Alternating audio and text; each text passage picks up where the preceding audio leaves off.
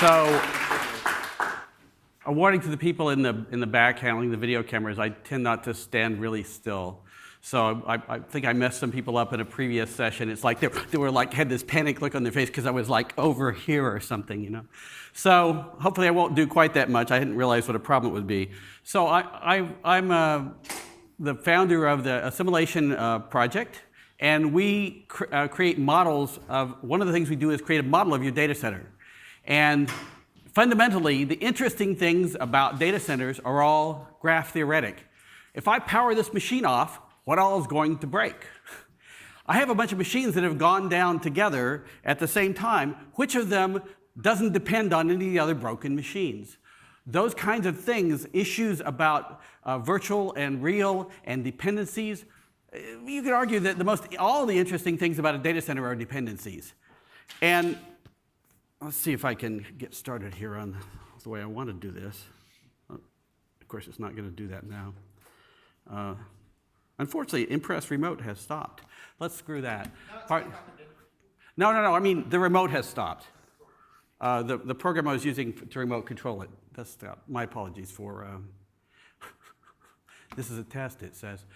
So what the Assimilation Project does is it does zero network footprint, in other words, no network footprint, continuous discovery, creating a database that's a model of your data center. And we integrate it together with extreme scale monitoring. By extreme scale, I mean hundreds of thousands of nodes are not a particular problem. And in the process, this discovery process creates a graph-based CMDB, or configuration management database. So a little bit about why we use Neo4j or graph databases is because dependency information is fundamentally a graph. This depends upon that. That is a graph. If you ask someone to go to the board and say, well, would you tell me how this works? And you give them a marker and go to the board, what are they going to draw? Circles, squares, triangles, and arrows. What they just drew was a graph. Their mental model, your mental model, or at least the way you represent it to other people, is a graph. That's how you think about your data center. That's how people think about technical systems for the most part. One of the interesting prospects about a graph database as opposed to a relational database is that queries on a graph, a subgraph, depend on the size of the subgraph, not on the size of the total database. So you can have 100 million nodes in your graph, but if all you're traversing is 10, if all you're going to do is traverse 10 nodes to answer your question, then that is not going to be affected by the fact that it's in a 10 million node cluster. The only thing that really slows down is the initial entry into the graph, because that goes through the index. But after that, everything is basically pointers. Following pointers is essentially constant time, or it can be if you optimize your storage right. So root cause queries are graph traversals. And fundamentally, under the covers, anytime you follow let's say I want to say, tell me all the things which depend directly or indirectly upon, for example, my DNS server, right? That is a query that can go through 12 or 15 layers of things to get to all the stuff that might be affected. Every time you do that, what's happening under the covers is a join. You join and join and join and join. Joins are slow. So that's a very different process than what happens in a graph database. And from a perspective of, our perspective on the project is we wanted to be able to create visualizations of the relationships of how these pieces of software and hardware fit together. That works a lot better if you started out with something that resembles what you're going to visualize in the end. By the way, I think that would be a good example of how you could use MariaDB for the visualization aspect. In other words, I have all this stuff and I want to visualize it. Well, imposing a graph model over it seems like a good idea. One of the nice things about this from a perspective of a data center is that it being a NoSQL database, it is almost completely schemaless. The nice thing about that is that how many people here in your data centers have all your hardware the same? How many people here have all your software the same? At the same vision? How many people have any given piece of hardware all in the same revision of firmware? So every time things change in your environment and you add new capabilities to your hardware or add new capabilities to your software, if you want to model that in a conventional database, you have to shut it down, restructure the database, and start it back up to add the fields, the new fields, to represent this. In a schemaless database, that has that advantage. Now, that doesn't necessarily graph databases only, but schemaless is a nice thing. And fundamentally, what I've discovered and what I'll talk about here is that your graph model is, this, I'm talking about programming this from Python, is your object model. In other words, I don't have a graph schema which looks like something and an object model which looks like something. My object model is my graph model. They're the same thing. That's what's interesting here about the way I've gone about doing this, which I think has worked out really quite well. This is an example. What I passed around, by the way, is a set of dependencies and things about my house. That graph is, the systems at my house and how they fit together, IP addresses, and all these different things, right? This is a subset of that, which represents how one process connects to a port, which connects to another process, which is running on a machine. This is a graph representing how these things fit together, how all the toe bone's connected to the ankle bone's connected to the shin bone, and so on, how all the pieces fit together. And this is an example of a graph that's exactly a graph that I represent in the real world here. And here's another one, and I'm not going to go into detail here, but this basically represents this NIC is connected by a wire to that NIC, right? And all this stuff, by the way, is discovered in the project. And in particular, so all these different things represent how all the wire runs, how all the hardware and software interacts. So that's the kind of stuff we put in our system here. And to do this, from a programming perspective, what I'm doing here is using what's called an object graph mapping. And in effect, the result of this is that managing the graph database basically disappears. I don't have to think about my object model and my graph model separately. They're the same thing. And I'll give you some code examples in a minute. And I'd say the main thing that happened here that really works for me is that, when you talk about schema of this and schema of that and putting all the pieces together and mapping them up, it's like there's all this mud. There's all this mud in my thinking when I did it. Anybody ever had mud in their thinking when they're writing software? It really is not a good thing. But by changing the way I viewed this and changing the way I access it and changing the APIs, that mud has disappeared almost completely. And the stuff I'm doing is based on some work by a guy named Nigel Small, who wrote us an API for OGM, but I re-implemented it because I needed transactions and he didn't have transactions in his version. And what I've done is a work in progress. It's not perfect and it's not complete, but it's quite good.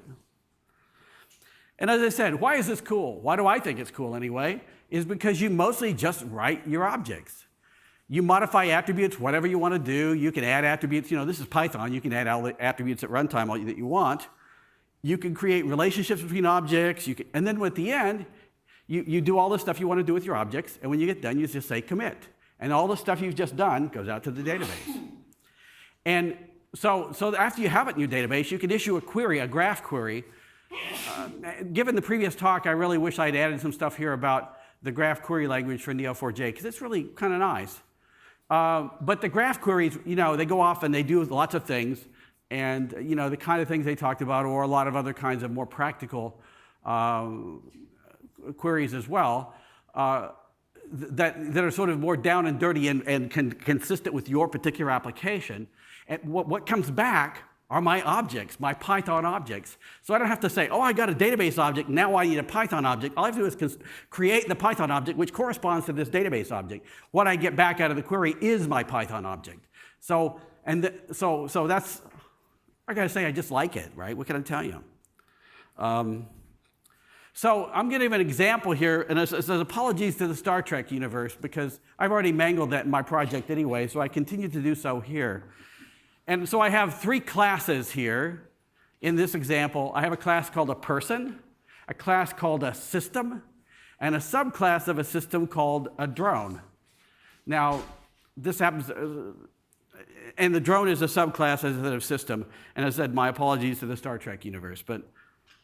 So this is, of course, like any other example you put on a board for a bunch of people, to represent, so it actually fits on the screen, and the fonts are large enough to be read. There's some simplifications here. So I created a class, person, which is a subclass of graph node, and I noted registered graph class. That is to say, that means that it gets registered, the class gets registered so that I know that the class name, there's a table that looks up the class name and correspond to the class itself. And in this case, I just said first name and last name. Self.first name equals first name, self.last name equals last name. Pretty simple Python code, right? The other piece, though, is the piece that's related to the graph itself, and that is I create these, have a function called meta key attrs. And what that says is tell me the attributes inside this object which correspond to the key, so that I know when I have this object how to locate it in the graph database and how to replace it if I want to replace it. I have to know, in effect, how to uniquely identify this object in the database. And I just return the names of the attributes, last name and first name, in order of significance. So now I go on for the second class, the class system, which has instead of first name and last name, it has designations. And it also has a thing called roles, which I don't talk much about here, but it's similar to the other one, self.designation equals designation, and so on. And I have a function called add roles, which I didn't have room to really explain here, but it creates an array of roles that this thing corresponds to. And you might view it as similar to tags. And a static method, meta key attrs, just like the other one, except it just returns designation. There's no first name and last name, there's just a designation. So now we have a subclass called drone, which I don't really do anything very much to, except that it has in the init function, it has, how many people here are Python programmers, by the way? Yeah, okay, most of the people. I should have asked that beforehand. Sorry, I'm good. I'm glad you're mostly significantly Python programmers. But the last piece, it says, one of the things about being a drone is I automatically have the role of drone, right? So that's part of the initializer for the drone class. So that's the back, but this is really the fundamental, almost all of what you have to do to make these objects appear in the graph database. So it creates the indexes, it does all the other stuff, magic behind the scenes because of the other stuff that got invoked by those, the tags that are on it and so on. So, by the way, this top part here is effectively a Cypher query. So in Neo4j, they have a query language called Cypher, which is sort of the analog to SQL for querying graphs. And it's actually pretty straightforward. And you write things like something in parentheses with some relationship dash greater than. In this case, I'm saying the relationship is of a type formally, a formally relationship with Annika. That says 7 is formally Annika. For those of you who know 7 of 9 and Annika Hansen and so on. Yeah, I promised you that I would abuse the Star Trek universe. So those of you who are aghast, just get over it. Get aghast and be done with it, right? So in this case, I have a kind of object called a store, which is, I'm not sure is the best way to have implemented this, but it's the way Nigel did it, and I followed his example. So I have an object which is called a store, which is the fundamental, sort of like the replacement for the database object, right? I have a store, and I say, Annika is store.load or create, class is person, first name is Annika, last name is Hansen. Notice I did not call the constructor. That's one of the ways in which it's unlike normal Python. You can't call the constructor for a variety of reasons, but what that says basically is I'm going to find a person named Annika Hansen, that's a person, or if Annika Hansen doesn't exist, we'll create it. But the reason why you can't call the constructor is the constructor can't return an existing object, right? So, and Annika Hansen might be an existing object, and it might even be a memory. So you have to you can't construct another object that's like it. You have to return the same object, or everybody gets confused as blazes. Trust me. So this is how you, instead of calling a constructor, you do this. And 7, which is 7 of 9, if is store.load or create a drone. Designation is 7 of 9. Roles is Borg. And then store.relate 7, formerly Annika. And store.commit. So this creates a graph which looks like this. We have a node whose node type is drone, whose designation is 7 of 9, whose roles are Borg and drone, which has a relationship of formerly to a node which is of type person, whose first name is Annika and last name is Hansen. So there are a few rules about this that I'll cover a little more. Obviously, I've hit on one of them already about not calling constructors. But so if you want to continue on from here, so let's say 7.assignment equals astrogation and Annika.sex equals female, store.commit. That's all you have to do. You mess with your objects, you do your stuff, and you commit the changes. And it just happens. And they're persisted in the database.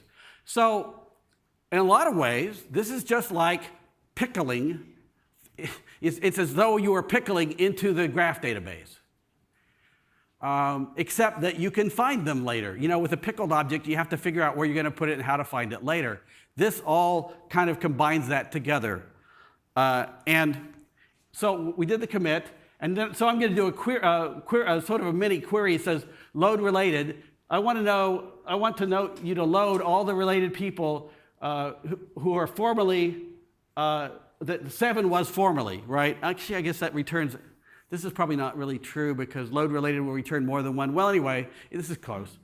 Sorry, I didn't actually test this particular query. This is not quite right because this returns an iterator rather than a single object, right? So sorry.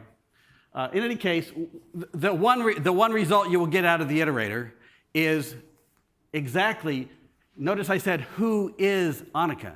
So because Annika was already in memory, I did the query, it goes out to the database, it does the query, brings it back and says, oh, I already have that object in memory, I'll return that object instead, because you really don't want two things that you think are the same object that are in fact different.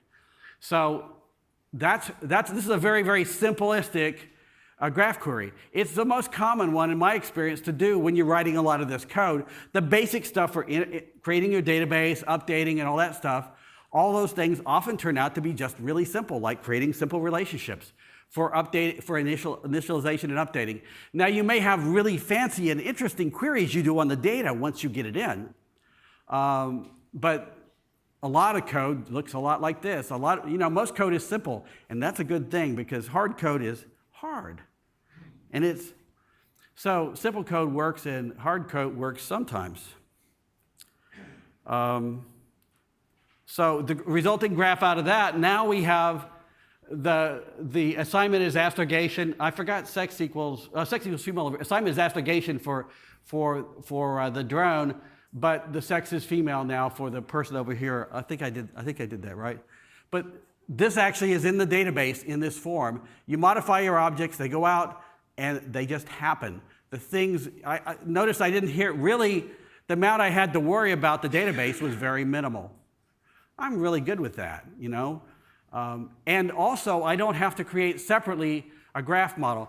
Now, one of the things about the Neo4j people, in their quest to get everybody to think in graphs, and they have a saying that says graphs are everywhere, and they really are. I think the thing that people struggle with is, I have a way of thinking about relational databases. I need a new way of thinking about graph databases, right?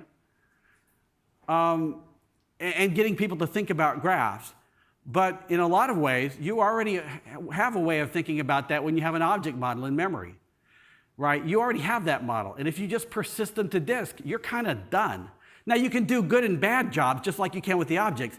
The disadvantage is, of course, once you persist them and you did it wrong, well, it's a lot more work to fix it, because you've persisted it on disk and now you have to repair it on disk, right? But it's not, it's not more complicated than designing the objects in the first place. So it's not a lot more complicated anyway. So there's some rules here, constraints that come up on this that I haven't really mentioned that you can some of you have probably already figured out. Obviously, you can't call constructors directly for the reason that I mentioned. Relationships effectively replace most dicts and hash tables, right?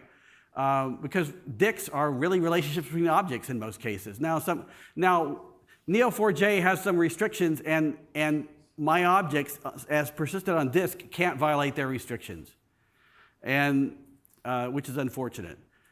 Constructor parameter names have to match attribute names. So the attribute name has to match the constructor parameter name, because when it brings it off disk, it introspects the constructor and matches up the names, right? With the introspects the constructor and matches up the names to the names of the attributes of the object on disk in order to give them to the constructor in the proper way. So, whereas I said in my example, I said,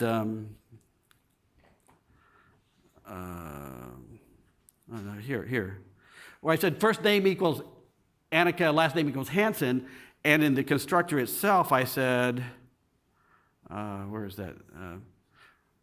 No, that was the person. Sorry, person right here. I said first name equals first name and last name equals last name. That you can't have first name equals first name Fred. It has to be first name equals first name. That's a restriction of my implementation, at least. It makes things just much simpler.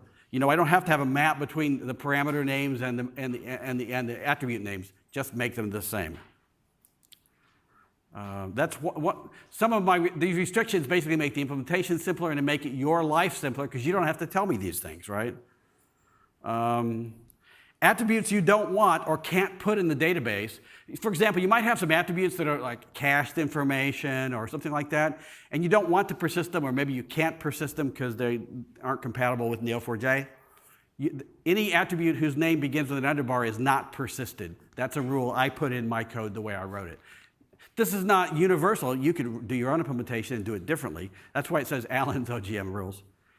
And of course, attributes in the database must be of types supported by Neo4j.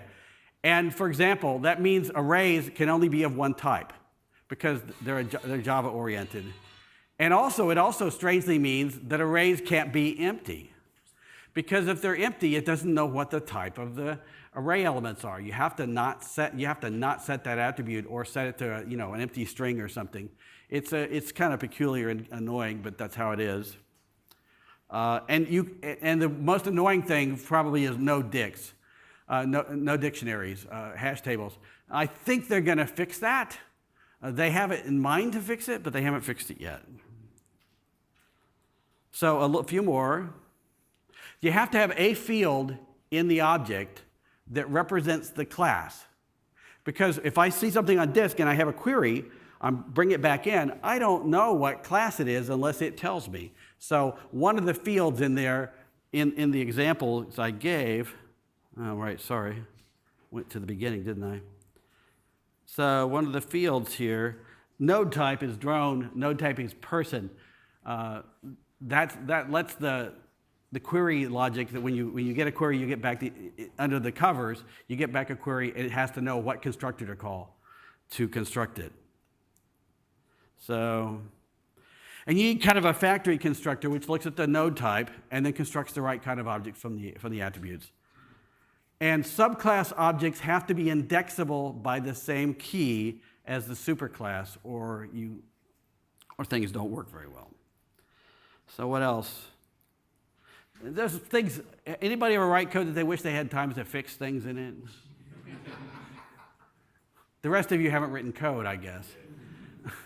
So here are some things I wish I had time to fix. Run through them quickly, we're running a very long time. Okay, anyway, so require all graphs to be fully indexed. The code doesn't actually require that, and it should, because things just get nicer and you really don't want to have it deal with the other case. I probably should have rearrange is the way the store works, basically, and have I don't remember exactly what I meant by that. Make everything subclasses of store instead of subclasses of other thing, and life would just be simpler, because unlike Java, we do support multiple inheritance. And there are some new things in Neo4j about new kinds of indexes I wish I had, that I may eventually put in here. So this is part of the assimilation project, and my purpose in being here is to get people to come join the project. So that's why I'm here. I mean, not specifically this talk, but So the thing is, it's a very interesting project. We'll be talking more about it in the main session on tomorrow, and I invite you all to come. And we're looking for lots of different kinds of people who are interested in Python. The main code is written in Python. There's other pieces of code which are written in scripting languages and in C. So we need everybody to do any kind of anybody here have a skill for something? Whatever skill you have, we need it. So, and because it's the assimilation project, just remember resistance is futile. And so that's the end of my talk. I want to thank you for listening. And I do have stickers and pins and so on and business cards for people interested. So thanks a lot.